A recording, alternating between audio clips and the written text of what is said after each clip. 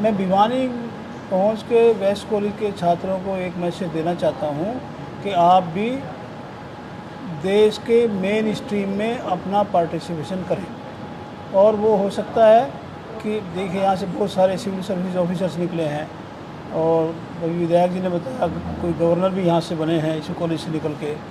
तो इतना ही नहीं, अब इनको देश के बाहर जाके विदेशों में भी इस जगह की पहचान बनानी चाहिए और एक साइंटिफिक टेम्पर इस कॉलेज में डेवलप होना चाहिए। मैं चाहता हूँ कि एक रिसर्च लेबोरेटरी सुरेश जी आज अनाउंस करें कि आज से एक रिसर्च लैब यहाँ काम करेगी। जो भी ज़रूरत होगी हम उसको गाइड करेंगे, उसके लिए पैसा दिलवाएंगे और बच्चों में एक साइंटिफिक टेम्पर बनाने के लिए उनको रिसर्च के बारे में बताना ज़रूरी है।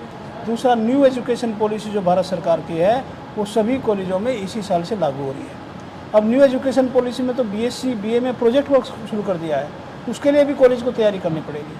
अब कल से हम दिल्ली विश्वविद्यालय में एडमिशन शुरू कर रहे हैं, तो हमारे यहाँ कॉलेज तैयार हैं कि अब 4 साल का बीए होगा, 4 साल का बीएससी होगा, तो उनके 4th ईयर में जो बच्चा है वो प्रोजेक्ट का काम करेगा। तो ये इस वेस्ट कॉलेज भिवानी को भी बच्चों को तैयार करना पड़ेगा कि 4थे साल में वो अपना प्रोजेक्ट रिसर्च प्रोजेक्ट करें। तो इसके लिए रिसर्च लैब कॉलेज में स्थापना करनी चाहिए और बाहर भी बच्चे जाएँ, और जो साइंस के बच्चे हैं वो दिल्ली में चले जाएँ, लखनऊ चले जाएँ, कर्नाटका चले जाएँ, चंडीगढ़ पास में वहाँ चले जाएँ, तो एक डिफरेंट आउटलुक बनेगा। और अब तो नई शिक्षा नीति के माध्यम से आप देखेंगे बहुत कुछ बदल रहा है। मास्टर मतलब जो बच्चे अच्छे होंगे उनको बीएससी और बीए के बाद डायरेक्ट पीएचडी में जा सकते हैं। वो 4 साल की पीएचडी होगी उनकी और बीएससी के बाद डायरेक्ट हैं। और जो मास्टर्स डिग्री करके जाएंगे उनकी 3 साल की पीएचडी है। तो ये सारी चीज़ें यहाँ भी हो सकती हैं। और ये पीजी कॉलेज है, यहाँ भी पीएचडी प्रोग्राम आप कर सकते हैं शुरू। ये सारी चीज़ें यहाँ जो बाकी जगहों पर है वो यहाँ भी हो सकती है। और इतना पुराना कॉलेज है, अब तक तो डीम्ड यूनिवर्सिटी बन जाना चाहिए था। अब तो सरकार हर बड़े कॉलेज को यूनिवर्सिटी में बदल रही है। हो सकता है कल सरकार तय करे कि ये वेस्ट कॉलेज भी एक विश्वविद्यालय होगा, तो उसकी तैयारी हमें इसी साल से करनी चाहिए। सर, आपने बताया कि विदेश में स्कोप है बच्चों का। हाँ, किस तरीके से प्रिपेयर होना पड़ेगा और किस तरीके से बच्चों को मेंटली प्रिपेयर करना देखिए, मैं पड़ेगा? आपको बता रहा हूँ। मैं तो बच्चों से मिलना चाहता हूँ, आज नहीं तो अगली बार आ जाऊँगा। सपोज़ करिए किसी का बच्चा 11th क्लास में ही है और माँ बाप चाहते हैं मेरा बच्चा बाहर जाए, तो एक इंटरनेशनल एग्ज़ाम है, उसका नाम है SAT। जैसे हमारा CUET हुआ ना अभी, वो SAT है बहुत सालों से, स्कॉलिस्टिक एप्टीट्यूड टेस्ट। उसमें इंग्लिश भी है, उसमें मैथमेटिक्स भी है, उसमें GK भी है। तो जो SAT का स्कोर है उसके टॉप के बच्चों को अमेरिका की हर यूनिवर्सिटी लेना चाहती है और उनको 100% मिलता है। और वहाँ जाकर BA करे, BTech करे, मतलब कोई भी डिग्री करे, तो सारा पैसा वहाँ की यूनिवर्सिटी देती है। वहाँ सरकारी यूनिवर्सिटी कम है, प्राइवेट यूनिवर्सिटी ज़्यादा है। इसी तरह से जो बच्चा BA के बाद जाना चाहता है, BSc के बाद जाना चाहता है, तो GRE या मैनेजमेंट का है तो GMAT और इंग्लिश का टेस्ट होता है। एक TOEFL होता है अमेरिका के लिए और एक IELTS होता है कनाडा के लिए, इंग्लैंड के लिए। ये सब बच्चों को यहाँ पे हम बताएं, उनकी तैयारी करें, तो बच्चे बाहर जा सकते हैं, तो मुश्किल काम नहीं है। सर, गवर्नमेंट सरकार अब बात कर रही है, इंडियन गवर्नमेंट जिस तरीके से स्किल्स की बात कर रही है, विधायक जी भी साथ में बैठे हैं, तो बच्चों को इस तरह के जैसे IELTS की बात कर रहे हैं। हाँ, मैं कह रहा हूँ कॉलेज में ही इवनिंग में जो मैं कह रहा हूँ, जो कोचिंग की बात कर रहा हूँ, वो इसी की बात कर रहा हूँ। हम IELTS का उनको तैयारी करा दें, हम GRE की करा दें, हम TOEFL की करा दें, GMAT की करा दें, यही टीचर पढ़ करके करा सकते हैं। अब दिल्ली में कोई ऐसा नहीं कि बहुत स्पेशलाइज टीचर्स हैं। BA पास लड़कों ने सब कोचिंग सेंटर खोला हुआ है। और आज कोचिंग सेंटर्स में दिल्ली में तो ये हालत है, जो MSc लड़की है उसको वो पहले से ही ग्रेड टीचर की सैलरी तो असिस्टेंट प्रोफेसर के 1 लाख, वो उसको 2 लाख में हायर कर लेते हैं MSc कर से जो अच्छे टीचर्स हैं। और कोटा में तो एक टीचर को 1 करोड़ 2 करोड़ 4 करोड़ तक पैकेज मिलता है साहब साल का। तो अच्छे टीचर यहाँ भी हैं, उनको मोटिवेशन चाहिए, फाइनेंशियल मोटिवेशन चाहिए, उनको अप्रिसिएशन चाहिए, वही पढ़ाएंगे। ऐसी कोई चीज़ नहीं है जो नहीं पढ़ा सकते यहाँ के टीचर।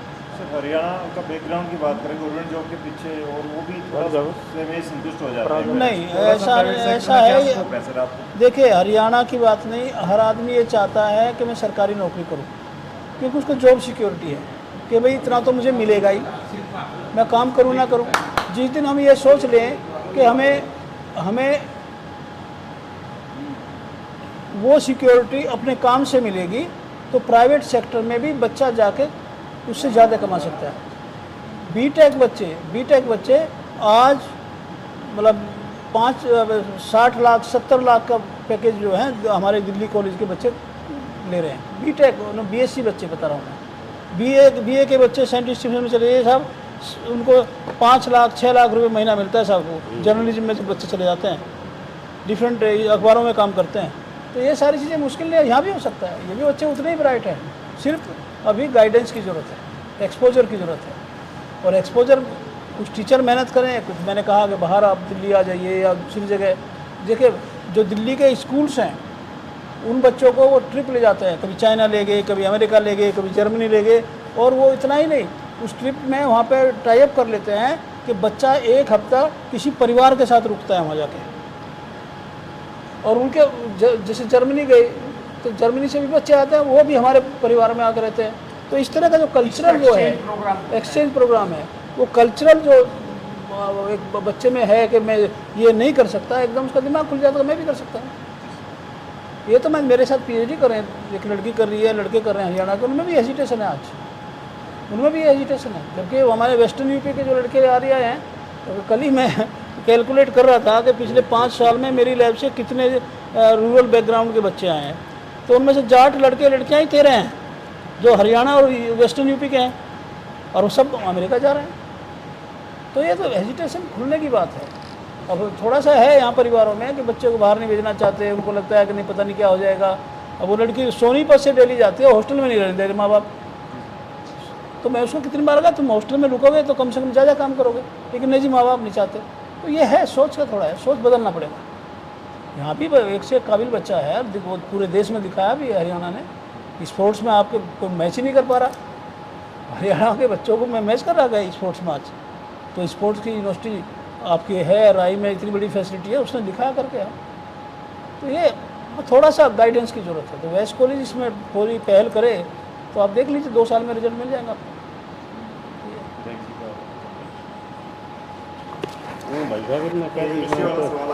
मैं तो इतनी जानता भी करना जानकारी नहीं है, आपकी सरकार में मैं पढ़ा लिखा भी कम हूँ। नहीं आप सरकार चला रही है, थोड़ा सा बता दो। अच्छा, चेंज किया जा सकता है। आज सरकार सब जिस करेंगे। प्रकार से रमेश चंद्र जी ने हमारे बीच में आके और मोटिवेट करने का जो काम किया है, हमारा कॉलेज उससे पीछे नहीं रहेगा। आपके दिशा निर्देशों के चलते हुए हम इस कॉलेज को पूरी हाइट पर जाने का काम करेंगे। और कोई भी व्यक्ति जो इस कॉलेज से अपना संबंध रखता है, उनकी भी एक नैतिक जिम्मेवारी है कि हम इस बात को लेके आगे बढ़ें और पूरे समाज के अंदर इसके लिए एक वातावरण भी तैयार करना पड़ेगा। और जो कुछ हाई क्वालिटीज़ के टीचर हैं, उनको भी हमने यहाँ पे मौका देना पड़ेगा। और बच्चे यहाँ के बहुत होशियार हैं इस बारे में, तो मैं विधानसभा में भी 2-3 बार बोल दिया हूँ कि जेबीटी लगे तो सबसे अधिक बच्चे भिवानी जिले के लगे। अब भी जो सरकारी नौकरी पे लगे बच्चे शिक्षा के क्षेत्र में, वो 1 नंबर पे भिवानी जिला है, उसके बाद किसी और ज़िले का नंबर आता है।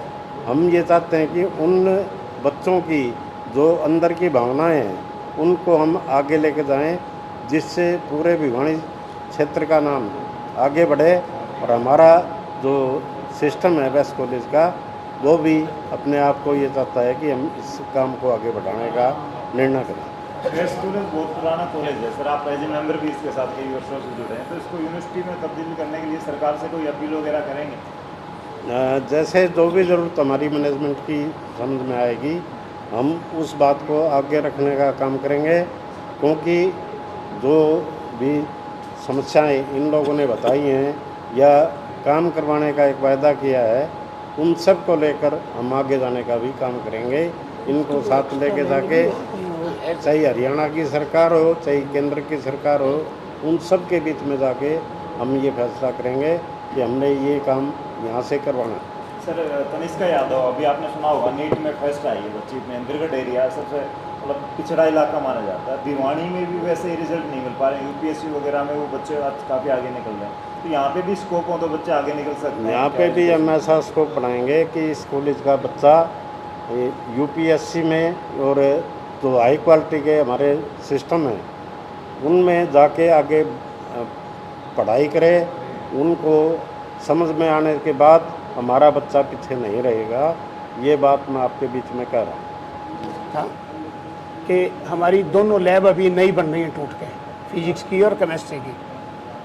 तो मैं जब भी प्रिंसिपल साहब से बात करता हूँ या केमिस्ट्री फिजिक्स वाले लोगों से बात करता हूँ, मेरे दिमाग में घूमती है दिल्ली यूनिवर्सिटी के, को सेंट्रल यूनिवर्सिटी है, और जो दिल्ली यूनिवर्सिटी के रिजल्ट्स हैं वो दुनिया में किसी यूनिवर्सिटी के नहीं है। तो जब हम पैसा खर्च ही कर रहे हैं, why not at par with Delhi university. तो एज यू नो के professor Ramesh Chandra sir vice chancellor के भी साइड ये HOD डिपार्टमेंट ऑफ केमिस्ट्री के रहे हैं।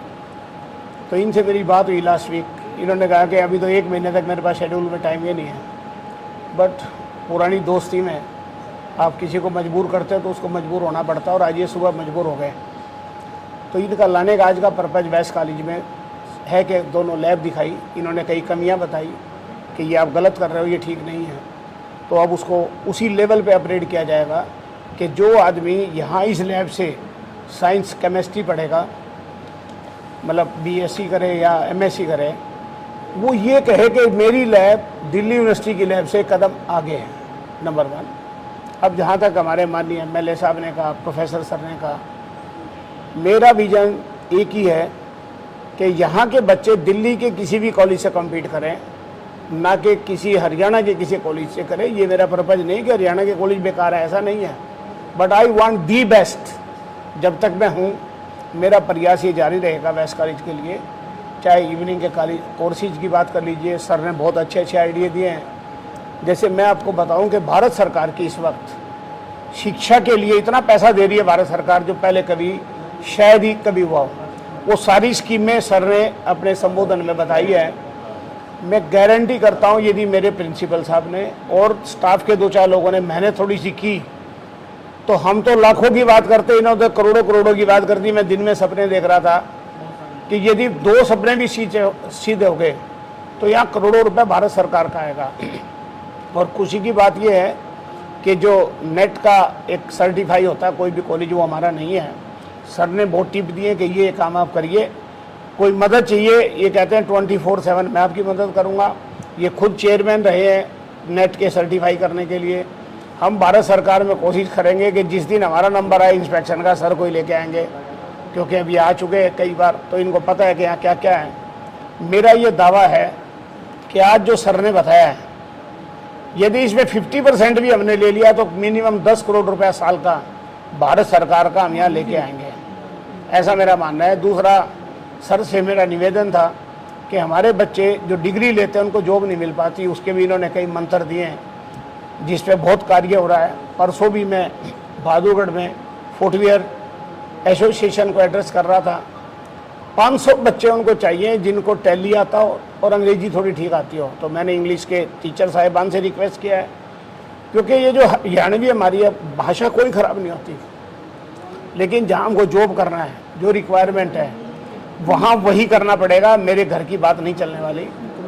तो मैंने यही सर ने बताया, वही मैंने बताया कि यहाँ 125 कंप्यूटर आपकी सेवा में हाजिर हैं, इनका फ़ायदा उठाएं। अब जब कोई आदमी कहता मुझे नौकरी नहीं मिली तो मुझे गुस्सा भी आता है और मुझे उस पर दया भी आती है कि ये बेवकूफ़ समझ नहीं रहा, इन कंप्यूटर पे काम कर ले। अब मैं थोड़ा सा एक बार ये भूल जाता हूँ कि मैं ट्रस्ट का यहाँ ट्रस्टी हूँ। अभी 2 बार यहाँ इंटरव्यू है, इतने टैलेंटेड बच्चे, इतनी डिग्रियाँ, 10-15 हज़ार रुपये की नौकरी के लिए धक्के खा रहे हैं। वो जरा सा इस कंप्यूटर लैब का फ़ायदा उठा लें। मैं गारंटी करता हूँ आपको कि 30,000 रुपये महीने का जॉब जिस दिन इन लैब का फ़ायदा उठा लेगी, इस पर 5 लैब तो आपके इस कॉलेज के अंदर है जिसके आप भी स्टूडेंट हो। या तो मैं दीवानी आना छोड़ दूंगा या उनको नौकरियां दिला दूंगा, ये मेरा दावा है इस बात का। अब वो कहेंगे कंप्यूटर भी हमारे घर आ जाए, टीचर भी हमारे घर चला जाए, ये भी हमारे घर चला जाए, दैट इज़ नॉट पॉसिबल। मेहनत उनको करनी पड़ेगी।